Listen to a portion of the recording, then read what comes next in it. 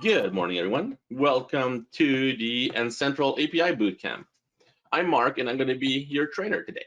I'm the Ed Automation nerd here at Enable. My role consists to help partners just like you guys with anything I can regarding efficiency, automation, scripting, building up automation objects in Central, whatever I can do. So writing courses just like this one are part of what I do to hopefully give you guys some value back, show you something that you may not know you could do before. So hopefully this helps a little bit, which is fun. And yeah, so that's the general gist of it. A couple of things on here. I'm French Canadian, and that's the good kind of French, but what that also means is that this is something that means I have a bit of an accent. If you did not figure it out, I do try to speak slow, but I really don't do well at that. So if I go too quick, just put in the questions, like, hey, Mark, slow down, and I'll gladly do that. And we'll adjust from there. So I won't take offense. This course is all about what the Central APIs can do for you, how they work. It's also a general primer on APIs in general, so that should really be good. I've given this course once before. This is my second kick at that can, so this should be interesting. Why would you want to go through this course? Why do that to yourself? Really, this is going to be a big one. So honestly, the course was written because most people we find have a limited exposure to any kind of APIs, whether it's our APIs and third parties. APIs also can feel like they're complex. They're complex because they have custom data structure. You have to call them different ways, whether it's REST, SOAP, and others, webhooks or whatever else. There's different types of APIs, like I said, and then obviously there's a lot of possible complexity to using APIs. It's not that they're difficult, it's just that, the experience of people varies very wildly when we talk about APIs. So this course was meant to give you guys a good primer on it. The agenda is super easy. We're going to go through the prerequisites. There's a couple of things you should have. Hopefully you do. We'll cover that. We'll also cover what do the APIs do, how to authenticate with them, how to use the Central APIs, how to use EDFs a little bit. We'll just cover what they are at the end. And also using Central to connect to third-party APIs a little bit. We'll touch on that at the end if we have some time as well. The checklist for today, pretty straightforward. You should have access to your Central server with ideally admin access so you can create accounts and everything. You should have access to PowerShell ISC or VS Code. We'll cover that in a few minutes. If you don't panic. We'll show you all that. Hopefully you have a basic understanding of PowerShell and how PowerShell coding works. It's not a huge prerequisite, but it does make sense if you can. Ideally, you should have also gone through PowerShell bootcamp, but it's not mandatory by any stretch. And there is a lab manual for this course. It is attached to this. Go to webinar. There should be a button that says handouts. So click on that and download the handout if you don't have it yet. We're going to follow this along the course. Obviously, for me, I'll do things a little bit differently. I'll go a little outside and explain a few things. So just do that. Keep that in mind. Now, the common things that people do with our APIs and Central APIs, there's a lot of functions that you can use for a variety of things. But the main things people will do, they'll export device info to integrate into different PSAs or reporting tools. People will use it to create customers, so you can go into your systems and trigger an API call to create a customer on our side. No big deal there. Some people do that. You can also export the active issues. People do that to create real-time dashboarding with like BrightGauge and others into our platforms. Some people use it to export custom properties and their values. At the moment, there is no other way to export custom properties than through the APIs. So that is something that you can leverage if you want.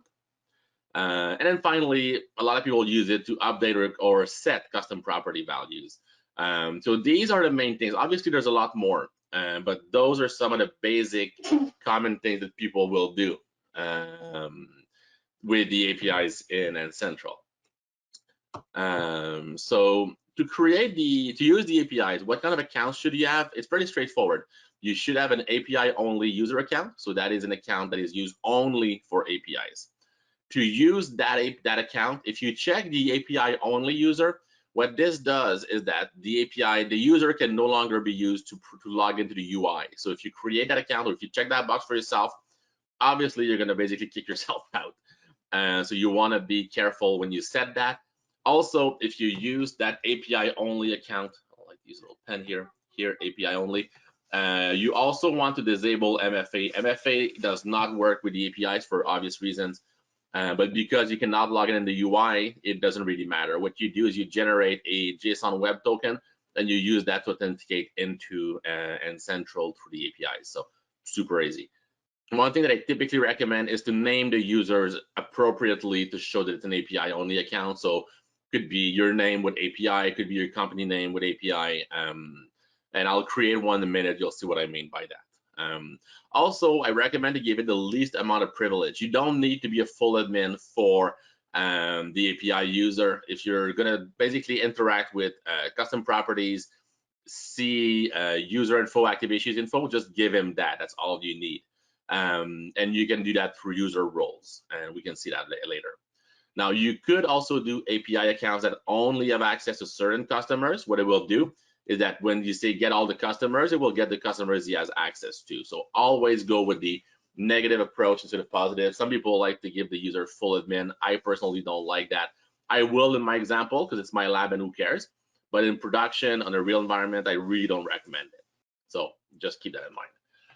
And then obviously, as I said, use to generate the JSON web token instead of the user password. That's going to give you an added level of security as well. So that's what I would recommend. Let's take a quick look at creating that account for us. So I'm going to go to N-central right here. So what you're going to do is go at the level you want to be. If you have multiple SOs or organizations, right, you would have system and then multiple. You would go at the system level to create that account.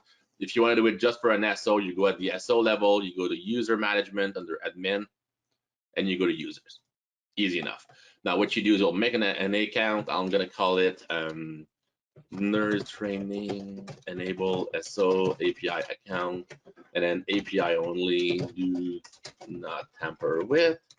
And then the login name, in my case, will be my email, Marc-Andre.Tanguay plus API, and then test 21:09:21 a.m. at enable.com. Doesn't matter. And then the password, like that. The password doesn't matter because you're never going to use it, so big whoop. What you do at that point, what I typically do is I'll set it to be API only and I'll save. There's a weird quirk in that if you start assigning roles and you save, it doesn't save properly. So personally, I just do all that and save. Once I've done that, I come right back. You can see here, now it's pretty darn clear what that user is for. I click on it. I'm going to assign the roles. In my case, I'm going to do admin. Once again, you would likely want to create an API role. If you want to see how to do that, please just put in the questions. I'll gladly do that for you. But basically, I was just going to come here and say access everything. Once again, you would choose what you want to give that user, but for me, that's what I'm going to do. Next, I'm going to go to user detailed under user info right here, and I'm going to say MFA is not required, which unchecks this. So now I can no longer use 2FA, and I'm good to go. Now, what this does is that this will make the account not use the enhanced security, but because it's API only, I don't care. So I'm going to save that again and come back. Now, that's just me doing that. Typically, you don't need to. I'm then going to generate my JSON web token. Just click on this. You get your token, do OK. And then basically, I have that I can then reuse. I'm going to save that into a notepad. There you go. And I have it all at the ready. Now, you guys saw mine, so what I'm going to likely do is just go here and generate a new one, because once you generate a new one, it basically removes the other one. And that is something to be careful with. If every time you generate a new one, the old one becomes obsolete and it doesn't work anymore. So you want to make sure you generate it, you copy it, and then you're good to go.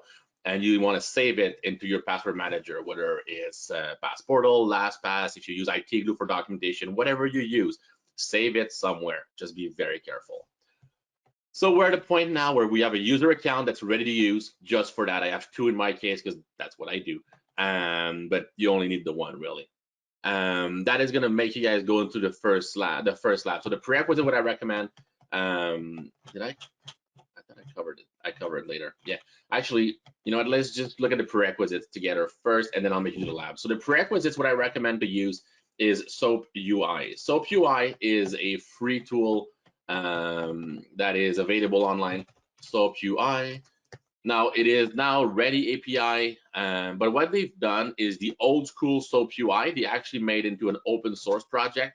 So if you Google this, you'll be able to find it. What I'm going to do is put the link in the chat in a second. So when I go to soapUI older versions, just like that, copy paste that into the chat. There we go. That gives you access to this page. You can download the latest exe from here. You download this, you run the install, blah, blah, blah, you're good to go. It takes just a couple of seconds. I already have it. And what that soapUI is, like that, it's a very cool, simple tool to connect to APIs. Specifically with REST and SOAP, this allows you to basically see what the package looks like and be able to use it. So once you install it, it'll look like this. If you're not familiar with it, don't panic. I'll show you all of that in the next few minutes when we get through the first lab. But this is something hopefully you guys get familiar with a little bit.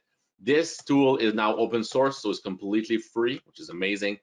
But if you want to go for the ready API, the paid version, go fancy, go for it. But I personally like this one very much, and that's what I use. So I have that installed. The lab will also show you how to set up VS Code to use with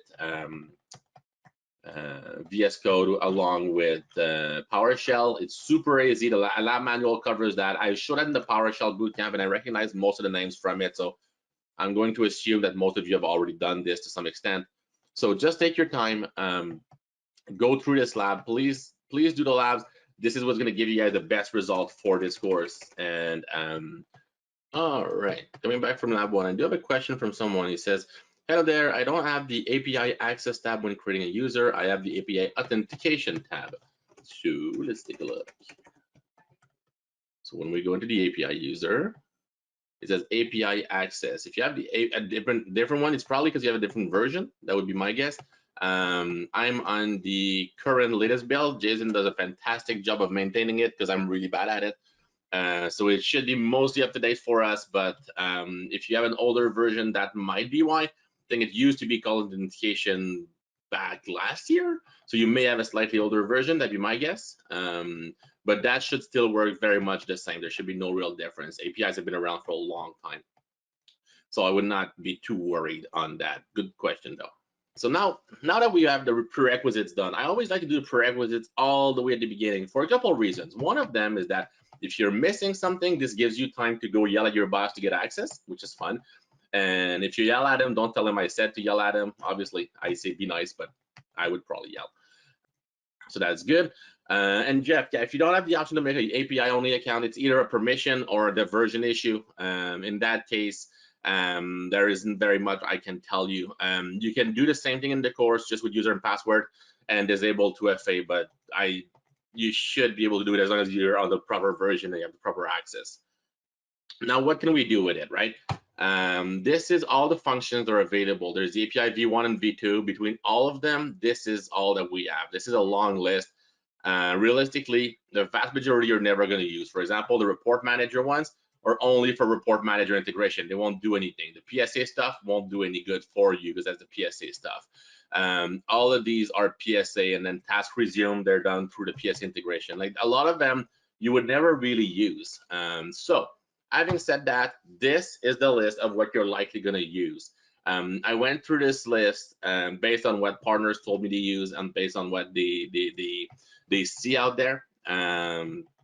So the access group list, it gives you a list of all the access groups on the customer ID for the access. This will give you a way to acknowledge a active issue that's been notified. So you can say, okay, active issue A, B, and C, acknowledge A, for example. You can do that through this one. This one will give you a dump of all active issues and then add a customer, list customer, and so on.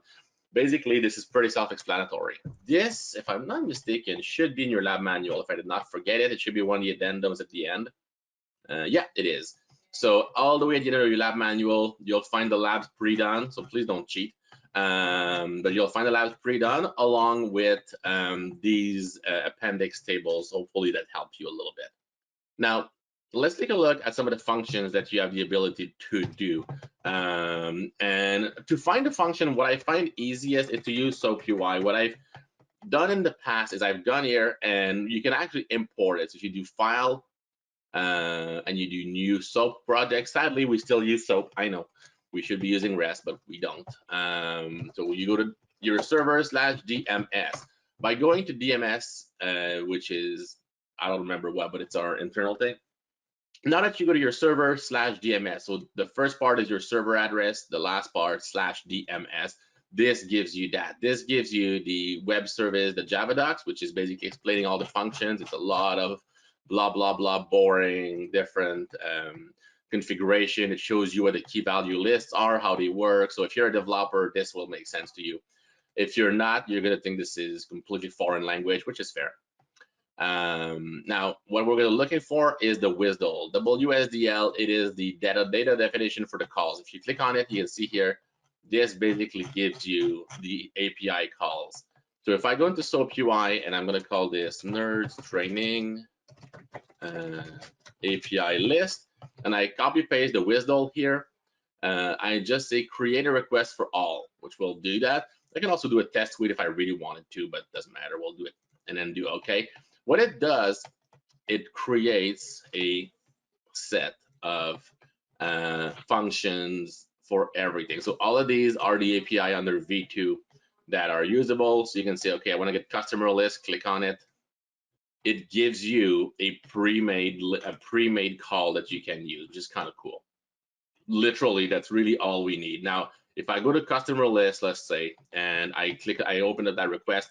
Now, there's a few things you need to know. The first one is that the username will be blank because we're using the Java Web Token, or the JSON Web Token, sorry, the JWT. The JWT, if you'll remember, this is what you copy pasted when you were in the account here, right? The JSON Web Token, JWT. So we leave the username blank. You need to remove. By default, it has a question mark to indicate there should be something here. You remove that. Yes, super important. The next thing you do is you copy paste your JWT right here. Once you've done that, the first, second, and third, in this case, we're gonna say blank, blank, and blank. Because we don't need these, all of these, it says here optional, right? So optional means you still need to pass those because in the declaration of the API call, they're mandatory, but using them is optional. That's a very standard way of doing APIs. So we've made them mandatory as far as providing them, but you can leave them null, which is what I'm doing here.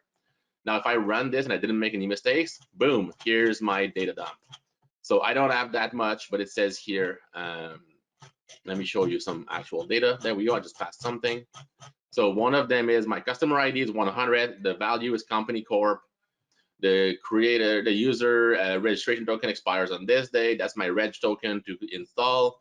The next ID, the next name, and so on. So basically now I'm able to dump all of this, copy paste that out. Wait, I don't want to leave. I can copy paste that out and download it and use it. This is what the API will return. Now, depending on how you code it, whether you do it in Python, in C#, if you do it in ASP.NET, if you do it in different languages, these outputs will look different because the data structure will be different.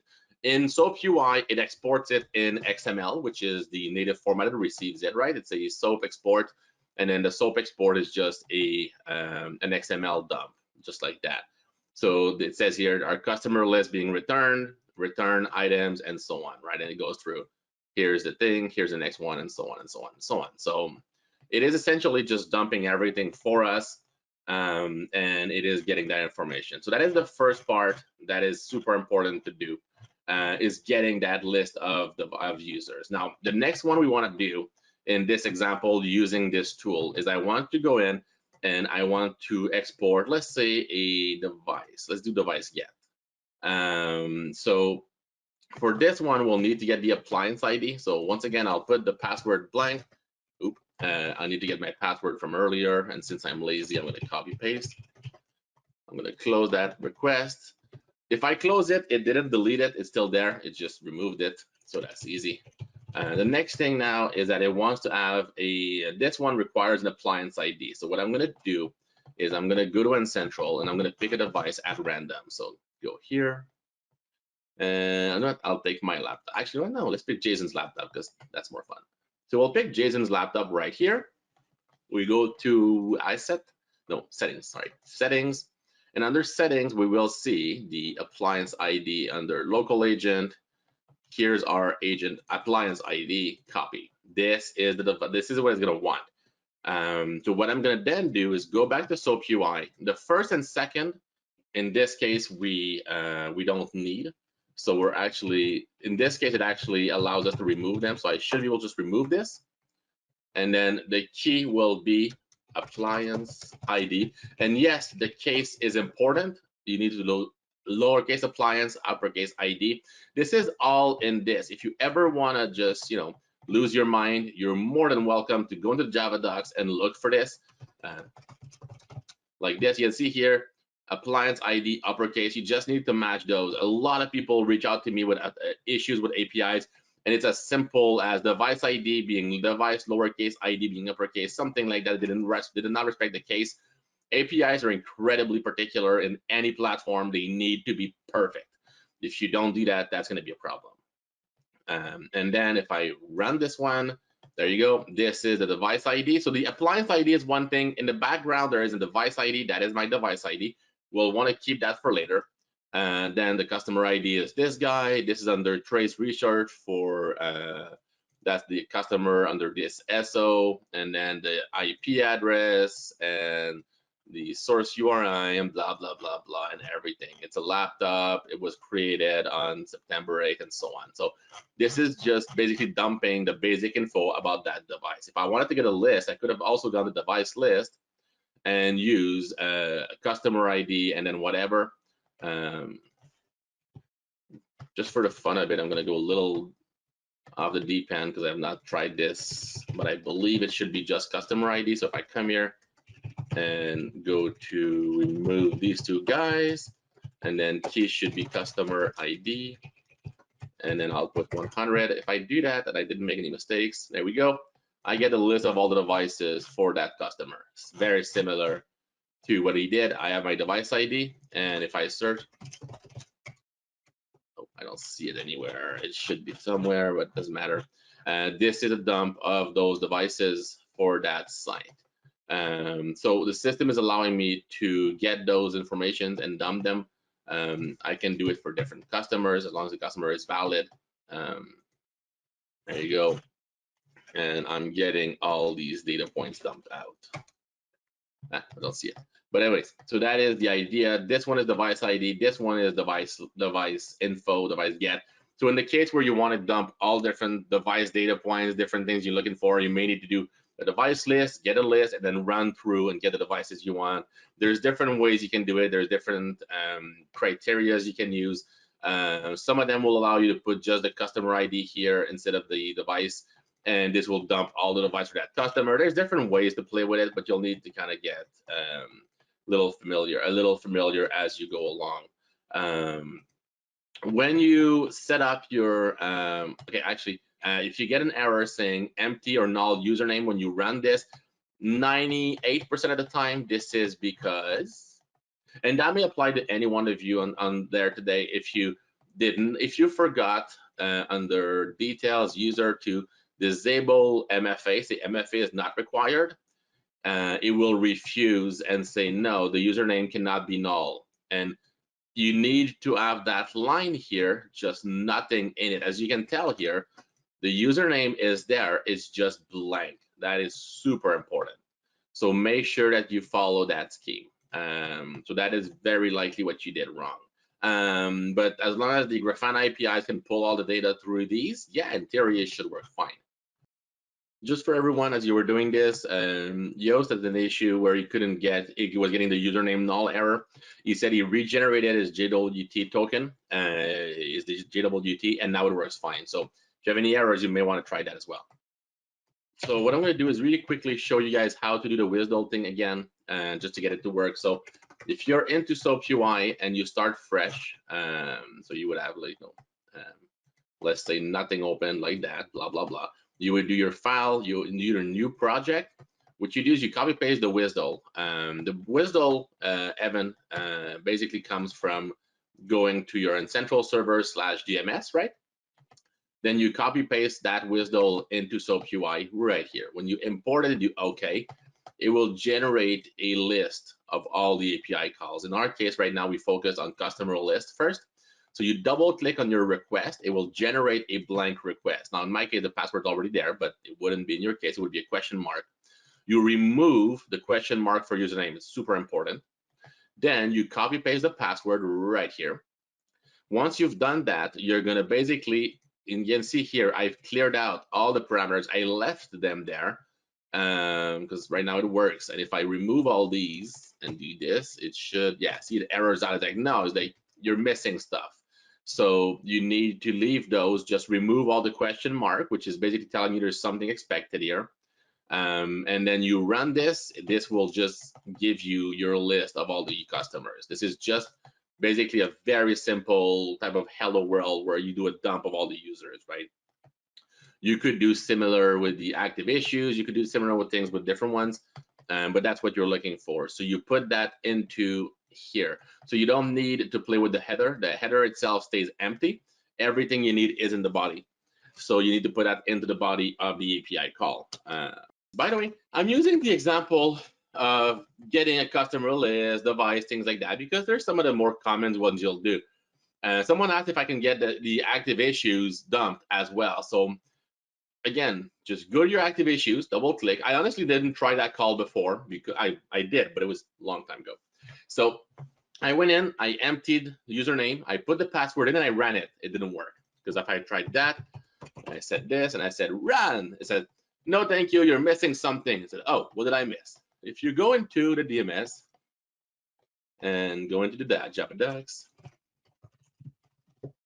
you can see here active issues list. And then in here, it shows you the parameters. You do need keys, search by. So you do need that. You can do it by SO, site, device, class, blah, blah, blah. So you can search by all these things.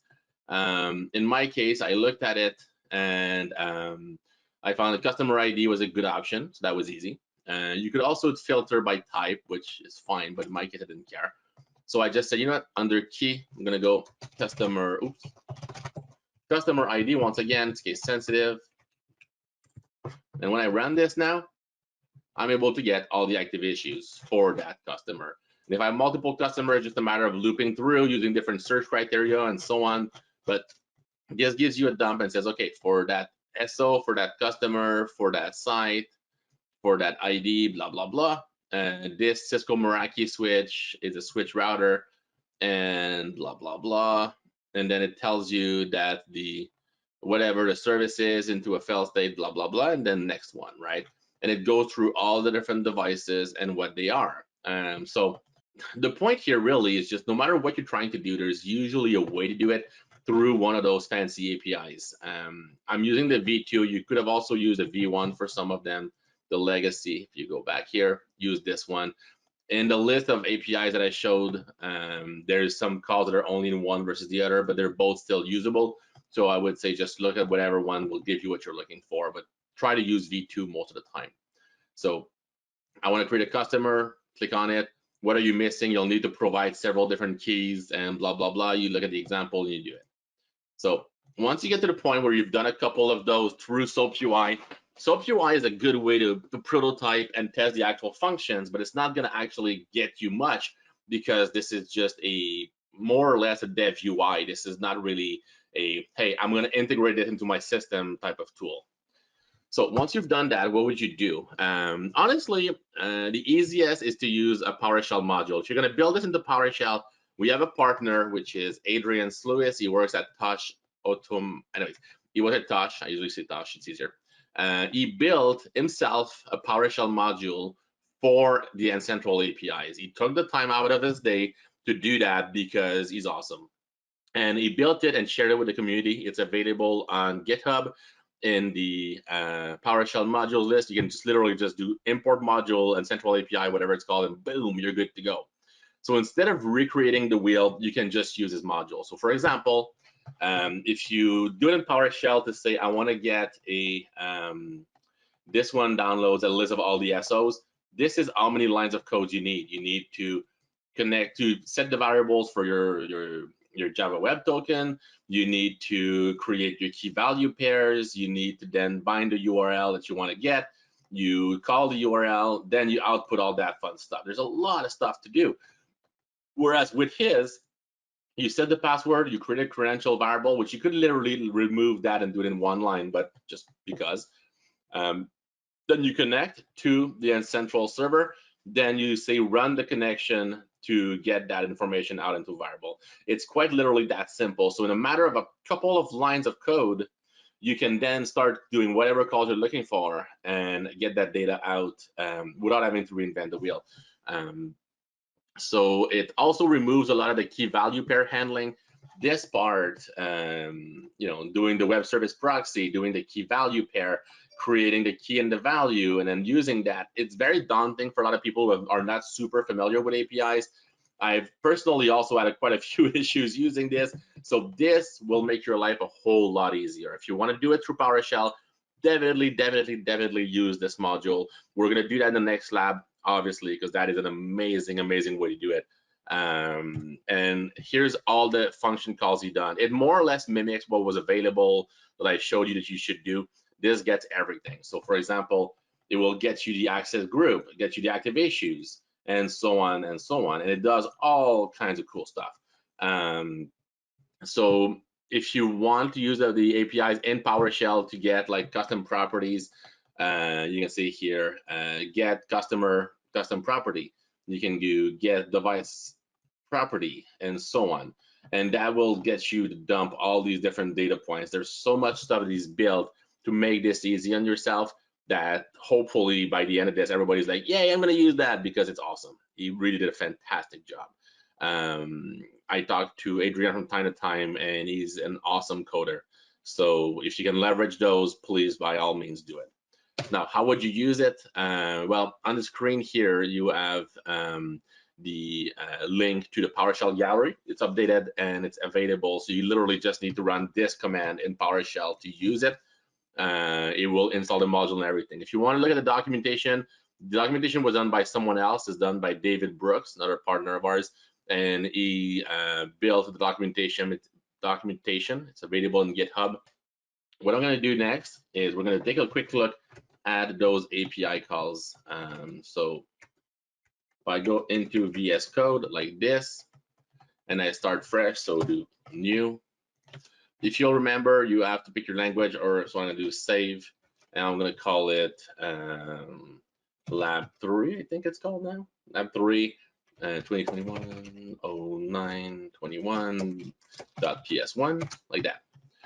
So now this is a PowerShell. Yeah, it's been updated. Great, good for you. And now I'm good to go. So what I'm going to then do, I don't care. Okay. So now that I have all this, what I need to do is install the module. Now I'm going to do this through the terminal. You can do it in your script, but it's kind of silly. Install module, and then it's called, I can't remember, dash name that I know, and then it's called ps-n central. When you install that module, it's going to go and grab that. It's going to do it through NuGet. It's going to go and download that and come back. Are you sure you want to do this? Yes, please. And it's going to install it. It's super fast. Usually it's under 30 seconds. There you go. It's already done. And now all you need to do is you need to start using whatever function calls you want and make this easy on yourself. So through this section, what we're going to do is I'm going to say, okay, new and central connection. You can see here the connection, the function is recognized automatically. It works the same whether you're in PowerShell ISE or you're in, okay, whatever. New and central connection, and then what I'm then going to do is say server fqdn. That's the address of my central, so nerds training.n-able.com, and then that JWT. Okay, I'm going to grab my JWT like that. And basically at this point, this will connect to my central service. If I run this by itself, all it does is it initiates the connection to the API. We're just going to make sure that this works. This should be pretty quick. If I did I make a typo? Nerds training? No, I think I didn't. Nerds training. Yeah, no, it should be fine. All right. And this is taking a little bit longer than expecting. I'm not too sure why, but nerds training not enable. Okay, so while that waits, what I'm going to do is just keep writing. I'm going to say device list equal to get dash nc device list dash customer IDs. And then you would put whatever customers you want. If I'm not mistaken, you can put customer ID. It has an S. I can do 100, 103, and so on, and put multiple. But in this case, I'll just put the one because who cares? Did I make? You know, I'm going to copy paste the URL just to be sure I did not make a obvious typo, but I don't think I did. Paste. No, it looks fine. Okay. Let's do it again. Run. Now that's awkward. It was working fine earlier when I tested it, but I might just want to restart PowerShell. I get that once in a while when you install a brand new module, it may not be registered properly. It's very rare. No, you know what? It should be done by now. Close and reopen. Okay, so reopen. We're back and run again. Yeah, okay. You're loading the session manager. Still loading. All right, you're done. No, thank you. There you go. That's better. See, that's what I expected. That's actually how quick that should be. Now I'm getting an error, but that's a good sign at least. So it's saying invalid customer ID 100 and 103. Okay, so that is a typo here. Is it semicolon? I don't remember.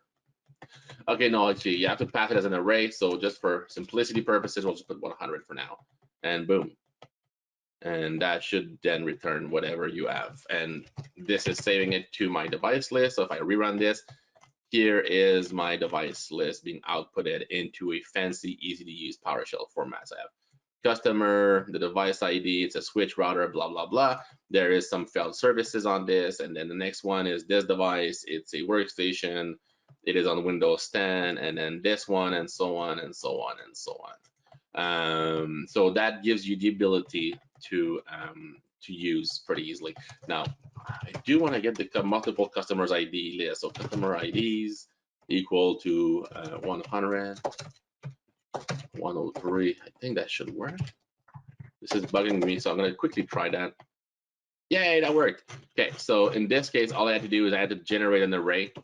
So basically what I'm saying here, here's your list of users or customers, 100, 103, and so on, and so on, and so on.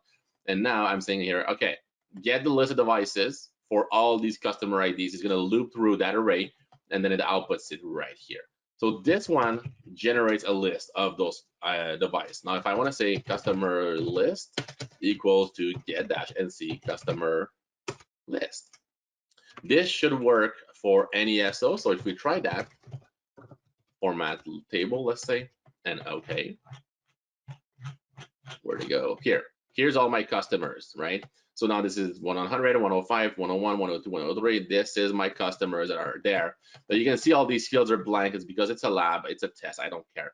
Just to show you that it actually works, if I go into N-Central, go to here and pick any of my customers, then I'll take, let's say, Marky Mark, and I'm gonna say here, Nanya, darn business, and save. Now I put something in the address field and I rerun this.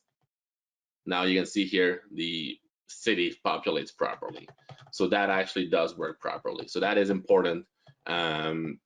This is now available, getting me the customer list that I could then feed into this one if I felt like it. I'm not gonna do that, but I could. So yeah, so that is the important part here. So Evan, if you're getting the error saying the username null thing, just regenerate a new JWT. We had the same error earlier with I think it was Yoast. So just regenerate that for us and you'll be fine. I've seen that error earlier. So yeah, you should be in good shape after you do that. But yeah, so again, this one is just about showing you how to use that the function. The functions, like I said, there's so much stuff you can do. Get-nc. And you can see here, I can get all these different functions. I can do the NC help. It'll show me the little online help of all the functions and what they do. Just kind of nice. That's a nice little thing to have. And if you want to go into the online help for this, I showed you the link in the chat. You can go here. This will walk you through how to authenticate, how to use it. There's code samples. There's everything you need. These guys, when they created this, have been absolutely amazing. You can use it. This is not made or supported by Enable. The APIs are, the functions are not. Like, this is all made by those two guys. there, and that works. Yeah, everybody that has the same issue as you, Evan, just said that it worked when they regenerated. But yeah, so absolutely amazing tool to use. These functions, because they're pre-made. The only thing is, if you run this on a new server, just remember to install the module. You can do, if you want to be a little lazy, you can come here and say import module, and then go to name, and then it would be PS and central, I think it's called, -force, which will remove that yes, no, whatever. And every time you run it, it would reinstall. That's silly and unnecessary, but you're welcome to do that if you want. Again, if you want to do that, it would be the -force that you would use, like this in the chat. So yeah, so this is the next important section for me, because I find that this is allowing you to go a little further than you would any other way. So what we're gonna do next is, the next part is, now we're gonna talk about PowerShell. Honestly, like, this is the point where you want to ask yourself, like, do you want to do that to yourself? And the reason I say that is that it's obviously more flexible than using the pre-made functions like we saw, but it's also more complex, right? It's also the preferred method for a lot of developers who prefer to write their own code. So, you know, that's kind of a lot of what people prefer. So we'll revisit some of the different things that you can do, and we'll review how to use just plain old PowerShell, no module from Adrian. Although know that everything I'm going to cover next is possible through the module as well. So we're not going to reinvent the wheel, but I'm going to show you how to do it without the module, just so you guys can get a feel for what you can do. So if I go here, this code goes through and does a bunch of stuff. So this one, if you look first, it connects, right? Here's your JWT. It uses TLS 1.2, which is important. If it's not set by default, that should always be part of your code. Then you create your key value pair to say list all the SOs, and then give us all this information, and that gives you a list of SOs for that. In my case, I only have the one, so it's going to only return the one, but it's, or two, but depending on what you have, you will get more or less. So if we go into, now that we go here, what I'm going to do is start from scratch. We'll do labx.ps1, doesn't matter. Okay. And as we start, so if I use the example that I just showed, I'm going to be a little lazy and reuse this one. This is the code from earlier. So this one basically says here, it says, okay, here's my JWT now. Here's what I'm trying to connect to, blah, blah, blah. This one says list SOs false. So that says, no, don't list the SOs, only list customers. Then it says, okay, get the code. The line that actually executes everything is this one, line 12. Everything above is basically setting the stage. We're creating the namespace. We're creating the value pair from that namespace. We're creating everything we need that when you run the code, it outputs. Now, the customer list like this versus customers is a reformatted variable with this. Customers is a different way. So if I say customer list FT and customers FT, customer list is what is outputted raw from the API. Customers is what is going to be reformatted through this. The reason I do both is that this one is usually going to be more of a JSON dump, which may be XML based. Can be tricky for some people. So you can see here, this customer list looks like that because it's basically a raw JSON dump. So if you try to get that out and play with it, that gets super tricky. Now what you need to do, you're gonna need to go, okay, customer list dot customer ID, I think would, oops, I said F5, like this. See, that doesn't seem to work well. It's just a little tricky. So I think that, no, see, even that, like, this is all weird. So what I typically do is I'll do this. This piece of code. This piece of code, what it's designed to do, it says go through each entity, so each row into that customer, and then it generates a new variable called customer asset info, and then it outputs that. Sorry, it generates that which is given to customers here, and it basically says the ID, name, parent, reg token, and it gives me that into a dump like this. So visually, it's a lot nicer. This is not a lab. You're not going to do this today. I'm just showing it to you as an example because this is one of the top things that people do with our APIs. Is just go and get that information. So I find that it's important to show it at a bare minimum. So that's kind of why I'm going about it this way. Now, this example, like I said, is not in your lab manual, but it should be in your, it is in your lab manual at the end as an example, but it's not a lab you're going to do. Now, what I want to do though is let's try to get a custom properties for a device, which is kind of nice. This is something that I have to do quite a bit for different people over time. So I'm going to be lazy and copy paste here. So basically this is going to bind everything I need. Then this is creating all the structure, and then finally running the code. Line 11 right now runs our code. Then if I do this, this will tell me how many there are. So let's go and fill the blank here. So I'm gonna quickly get my GWT. Okay, GWT here, device ID. Now the device ID is the tricky one. Remember, this is the one I said you cannot get from the UI because reasons. So what I mean by that is that you need to get that from another API call. So when we did the get device earlier, here, get device, where did it go? No, this is the active issues. Let's see, which one did I do? Here, this is my device ID for that. So now that I have this device ID, if I come here, I can feed that here. So in order to use this specific API call to get the customer property, you need a device ID. So you basically have to do another call first to get it. But once you do, this is what you get. You get the property ID is BitLocker enabled, key, so and so and so. And you can see here the value. I actually exported my BitLocker key. So I'm able now to export that to a text file, which I did. And I'm also exporting it to a screen so I can see. So this piece of script that you're going to do in your lab, you need to grab the device ID first. Now, like I said, go back to your soapUI. That's why I said earlier, don't close it. Go grab it from the, this one is the device get. This will, from the appliance ID, this will return the device ID. And then from the device ID, I'm able to grab all that. It's a bit of an annoyance, but that's how the API was designed. There's different ways, different overloads you could try, but for the time being, we'll keep it at that, makes it simpler. And now I'm able to dump out all the custom properties for that. So if you need to dump out a series of different data points, you can do it this way.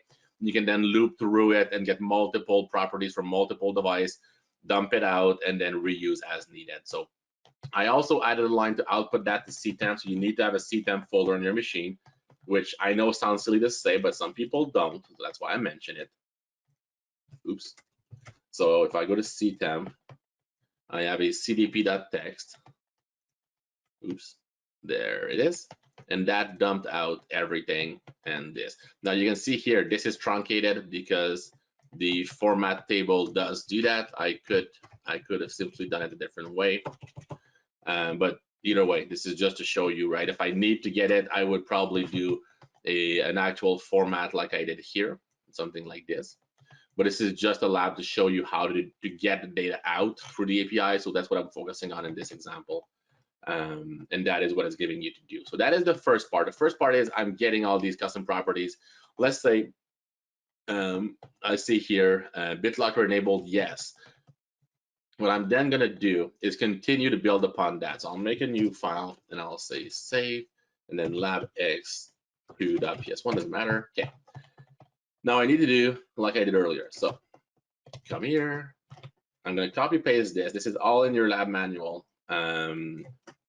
But I want to show you what you do. So the first part is what you define. So the device ID was here. So my device ID, easy. Here, like that. Device property ID, we'll use this one, 57537593. And then the value I want to put is going to be no. nerdstraining.n-able.com and my GWT, which I'm going to go grab because I'm not retyping that ever in my life. And oops, like that. So now basically this is your inputs, right? You need to get that from either another API call, from whatever you want to do. But what it does now is that it ran, it didn't give me any error. So once again, if we go through the code, we set all our variables. I'm a very big proponent of putting all your input at the top and not through the code. Makes things 1,000 times easier. Then again, set your TLS, create your namespace, create the URL, create the web service proxy, which is a web request basically. Then create your custom property types, set the values here, and then you go and run it, literally. Once we've done that, if I rerun this, you can see before it was yes. If I rerun this, it's now no. So the change did take. I was able to change that custom property right from an API. So I have people that actually use this. It would be done into .NET through web code instead of PowerShell, but I'm using PowerShell because it's the easiest way I can use to show you how to do it. But anyways, the reason I'm using this example is I've had partners that do this where they say, okay, the customers goes on my self-service portal because they have that through whatever tools they use. And when they click the yes, I would like to upgrade this plan, it triggers custom properties on their customers, which will then trigger rules, which will trigger monitoring, which will trigger automation, which will trigger setup. So they change patching from Tuesday to Wednesday, for example. It would change the custom property. The custom property would remove him from the Tuesday patch, would put him onto the Wednesday patch, for example. And this is literally as simple as that once you start using it. So the customer can basically change on the fly some of his configs. Now, I would not recommend that for everything. That'd be silly. But for some things, this is an absolutely amazing way to use a platform if you're interested to go that route.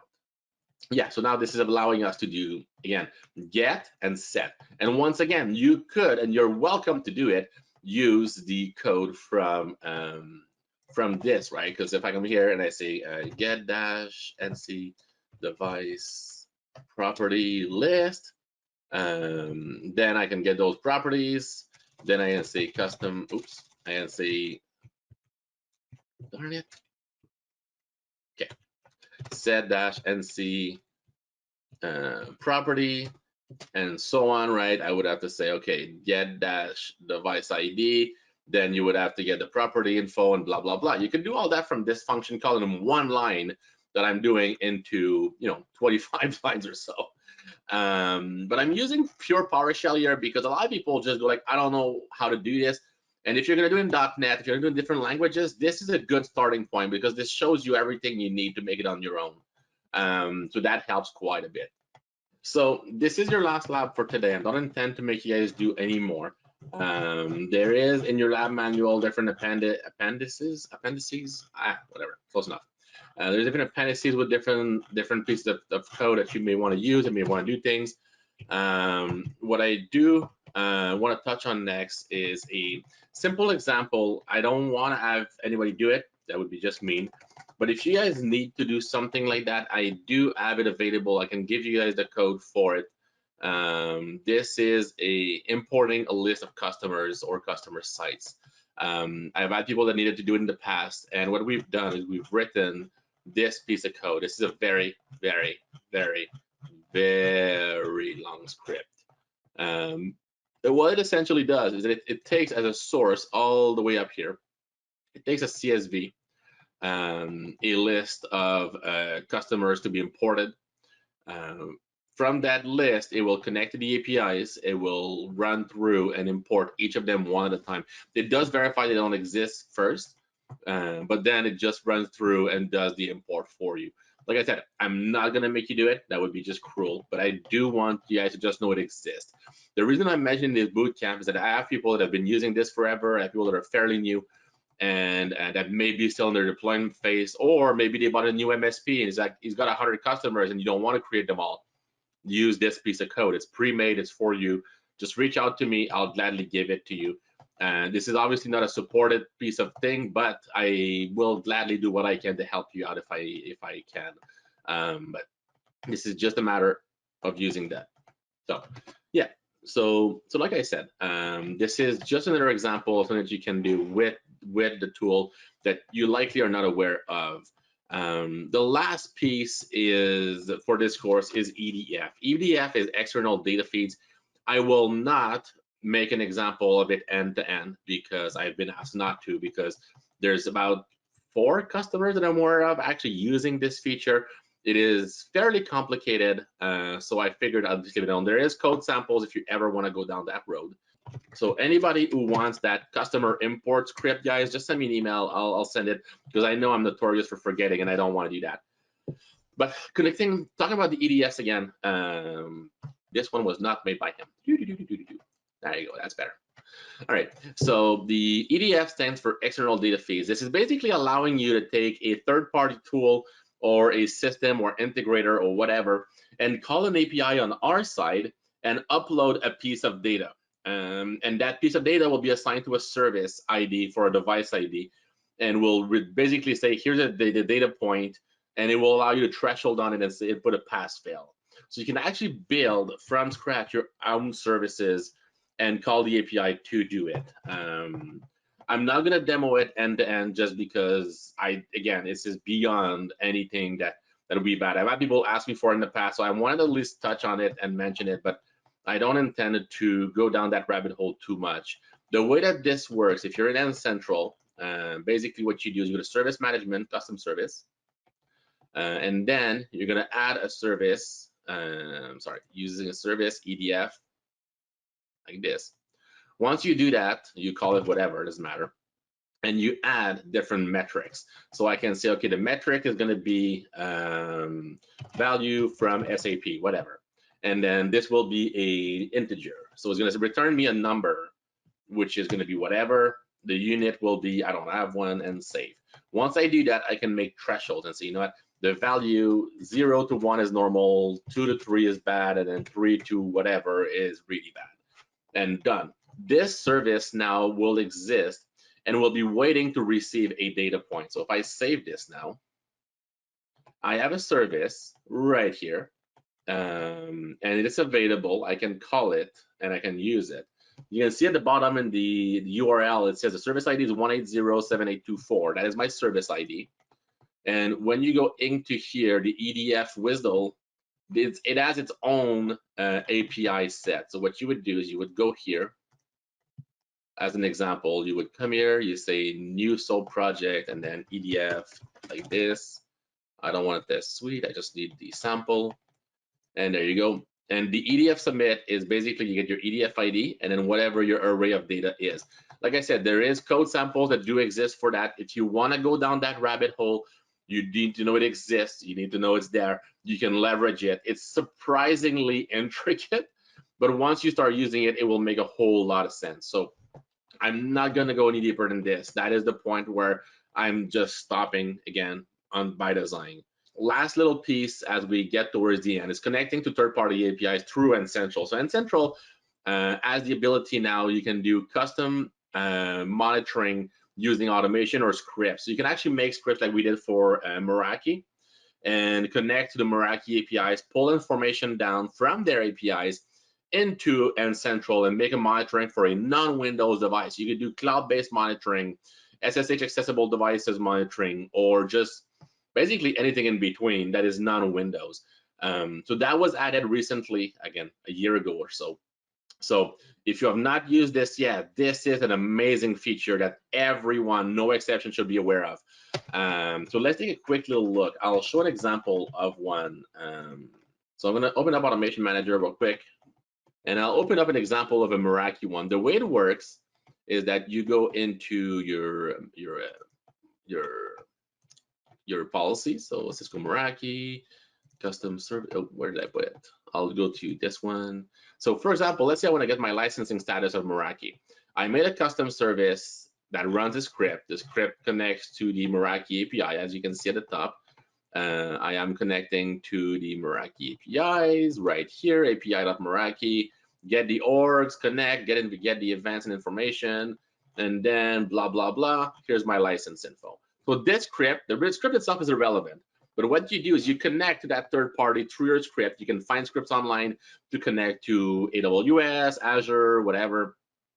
You get whatever data point you're looking for and you output them through outputs. Once you've done that and you've outputted it, you output it here. What this now gives you the ability to do is you can connect to that and output it. Back in the day, over a year ago, you could do that, but you could only assign that service to a Windows device. So if you had Meraki monitoring, you had to apply it to a Windows device, and then when the alert came in, it would come in under that Windows device, which is weird.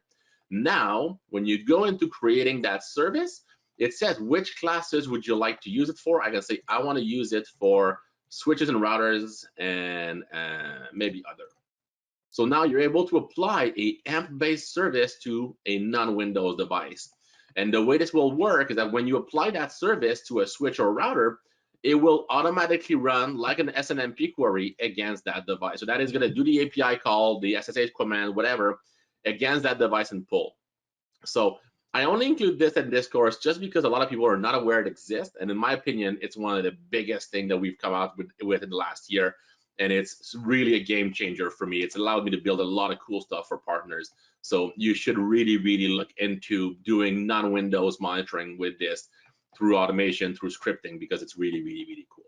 So just something to keep in mind. If you have questions, issues with using that, the APIs, please reach out to me. Jason and myself are happy to help. It is a bit of a complex topic, so it's not for everybody. I fully understand that. Thank you. But this is something that I find is important. A lot of people get lost in it, so that's why I included a course for this. I am writing also an SNMP course that's going to come out next couple months, so stay tuned for that. But these courses are a great way for Jason, myself, and the rest of the group to convey to you guys what we recommend and why. So hopefully you guys benefited from this today. Have a wonderful rest of your day. If you have any questions for me, reach out to me by email. You have my email on the screen. Otherwise, I will see you in the next course. Thanks, everyone.